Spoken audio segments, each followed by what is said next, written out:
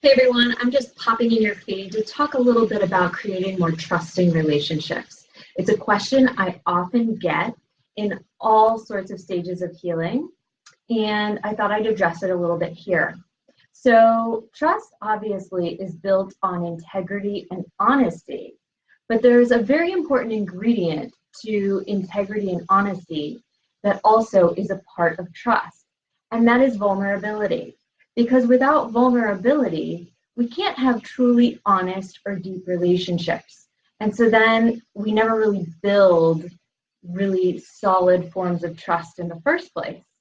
But when you add in vulnerability, now all of a sudden I'm able to share more about hard things. Hey, Stephanie, welcome. And so when I can share more about hard things, because vulnerability isn't just about how much I share or what I share, it's about how uncomfortable it is to share it. And so true honesty isn't just about telling people what's up or say, well, I'm just telling the truth or just giving it to them real. It's about being vulnerable, right? Honest in the hard times and in the hard places about the hard things. That's vulnerability. And when we practice that with consistency, that's being in integrity. And when we do all of that together with someone else, that creates trust. So you can't have trust without honesty or vulnerability. Now, vulnerability is something that people shy away from. Why? Well, because it's uncomfortable and we're all afraid of being judged. And maybe we don't know how to cope well with, judgment. Hey, everyone. Hi, Kara. Hi, Mike. Hi, Jamie. Welcome over here to this little impromptu live.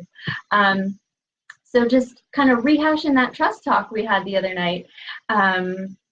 So trust amongst multiple people as a result of vulnerability. Vulnerability is a choice that we have to make inside of ourselves to face difficult things. Now, most humans have a hard time facing difficult things. We'd rather avoid them until the consequences catch up with us. Can you relate to that? I know I can. Some of the things that have been the biggest motivators in my life, unfortunately, have been the things that have caused me the most pain. And until I finally got hip to that pattern, once I did, then I started to shift it. But for a while, it was the pain that motivated me, and I avoided vulnerability at all costs. I didn't want to face hard things. And so once I understood the value of vulnerability and started to embrace it, then I started to get relief left and right. All of a sudden, I realized that sensation of sharing hard things and people saying, oh my goodness, me too, I can totally relate. I've had that same struggle, felt so good that I wanted more of it. And then I was more in integrity with myself. I could trust my decisions more often.